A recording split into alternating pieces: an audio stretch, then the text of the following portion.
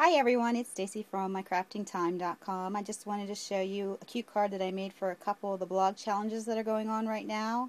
So let's get started. I used the Paper Doll Dress Up cartridge for this, and what I did was I took on page 49, there's this really cute monster dress up for a doll. So what I did was I printed out that monster in a blackout, and then I needed legs for him, so I also printed out one of the dolls. And what I printed them out on was this cardstock.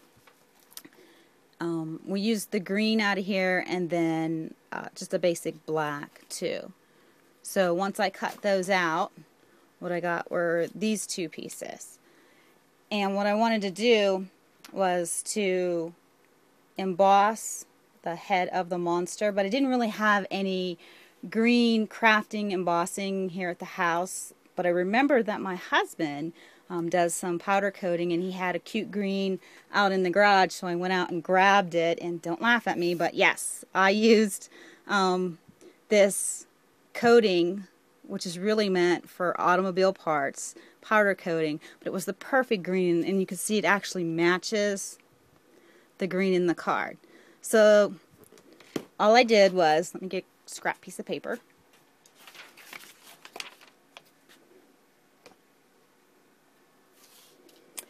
Is I took my Versamark, this happens to be a frost, and I put that all over the front of the monster. And that's what this powder is going to stick to. So once we have that good and wet, and you got to kind of move fast, because although it doesn't dry as quick as most inks do, it does dry. Get this open without getting it everywhere. All you have to do, for those of you that haven't embossed before, is put the powder on top of the ink.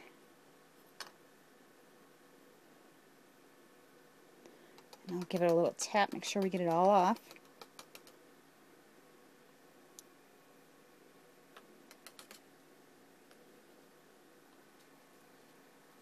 Put this .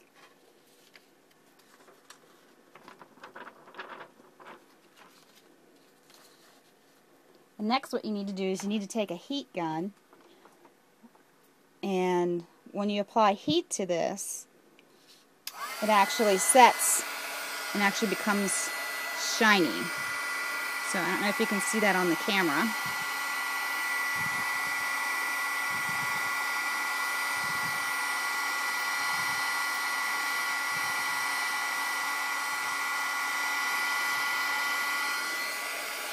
Gets pretty hot, so I'm going to put it down. But that color changes to a darker color, and that is actually baking that enamel, or coating in my case, onto our paper. And because this isn't the regular enamel, I actually like to make sure I go over it really good, so it requires a little higher heat.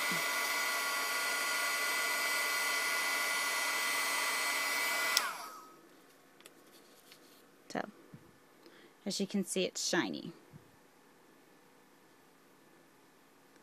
So that's our monster's body and head.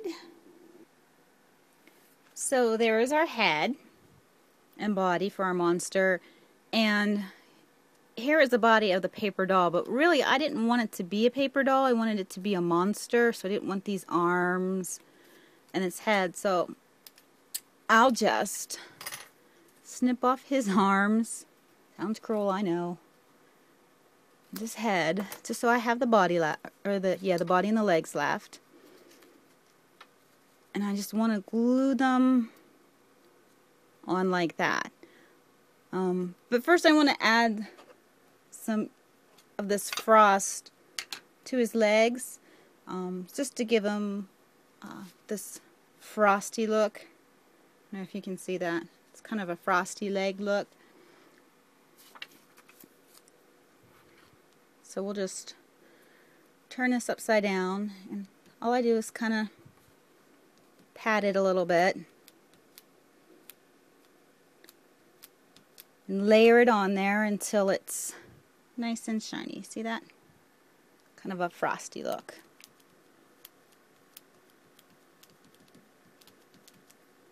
So we'll set that down to dry. And I also want to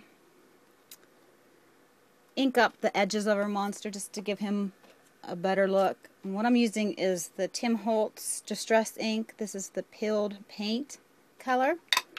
And I just use one of these finger daubers. And all I do is ink up the edges.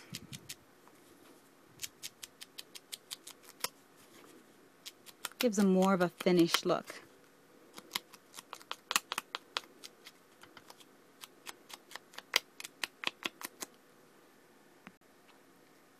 Okay, so there's our inked up monster. Yeah, if you can see that on the camera, pretty cute. And we just want to glue the feet to the back of it, so I'm just going to put some, this is the Zig 2-way small chisel tip adhesive. So, just want him to line up as such. Doesn't he look cute? And I need to give him some eyes, and what I was thinking of were these gems that I picked up at a local craft store, and I thought, well, these two looked kind of purpley and an iridescent type of color, so let's use those. I'm just gonna place these on here. I see where I like them. Not really pushing them down right now because I don't want them to be adhered until I get them in a spot that I really like them. That looks cute, so I'll push them down. And I want to make a scary face for him, so we're just going to use the black jelly roll. Just going to make a little scary squiggly mark for him. He's looking very cute. And you know what? Let's put some black dots in his ears. Actually, I think those are his antennas. Alright, so that's our monster. Next we're going to make the I'm not scared sentiment on here. Now, the paper that I used on here, again, I really love this pack. This is the Midnight Spell, and again, it's the 4.5 by 6.5 by DCWV. And in here, there's a really cute sentiment right here, but I didn't like the orange on it.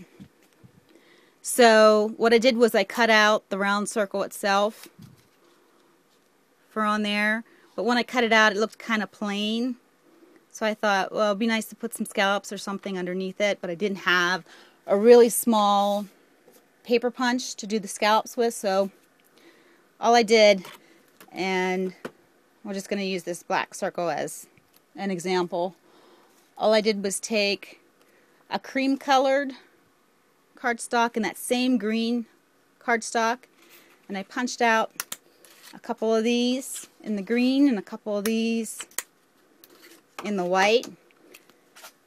And you take adhesive and you run it the whole way around this.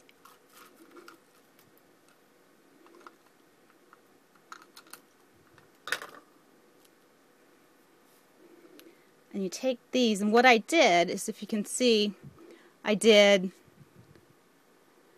used the top 3 for the white and the top 2 for the green. So if you take these, and I'm sorry my fingers are all inked up from inking my monster, but if you place that there and you start placing these on here, they actually look pretty cute. So I did 3, 2, then I would do another 3.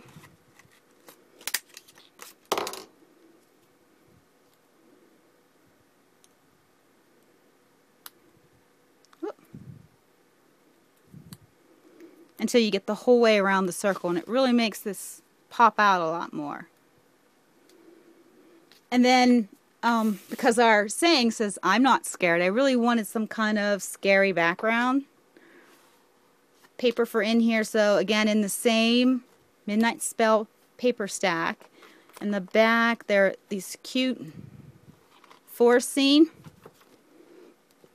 So I took and I cut the forest scene out.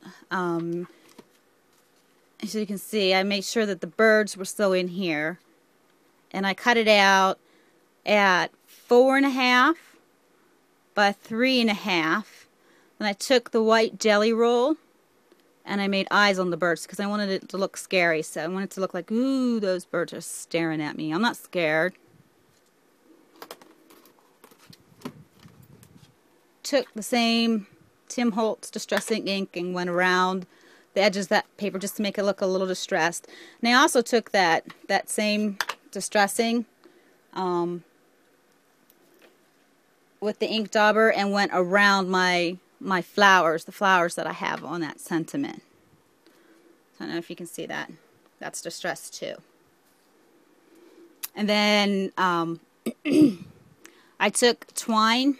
Actually, I don't really know what this is called, but got it from the local craft store too. It's just a stretchy gold twine of some sort that I found back in the ribbon section. I took and I wrapped that a couple of times around the bottom of the paper to give it a little more dimension. And then I glued that paper down to this purple cardstock. And again, that purple cardstock came out of that same paper pack here, so they coordinate very well. And the size of that is 7 inches this way by 5 inches this way, and all I did was fold that in half with my bone folder then. Then I glued my monster down, then I glued my sentiment down, and then I took a white jelly roll and actually made these little squiggly marks that go the whole way around the card. So all it's left to do is the inside of the card now. So I like to do the insides of the card when the cardstock for the card is actually a little too dark to write on. So I have the same cream color paper that we used for the flowers. And I want to take a Martha Stewart corner punch and punch out these corners.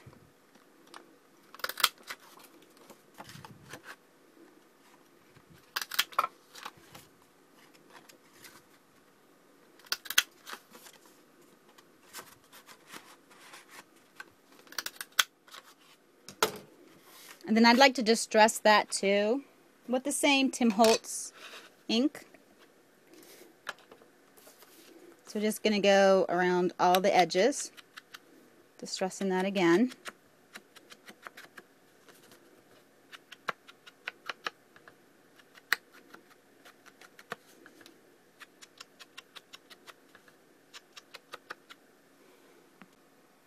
So that's all nice and distressed, and I just need to adhere this to the inside of my card, and I'll use my pink ATG for that. I got this a couple of weeks ago and I really love it. I was able to get it at Michael's with one of those 40% off coupons, so it was a really good deal.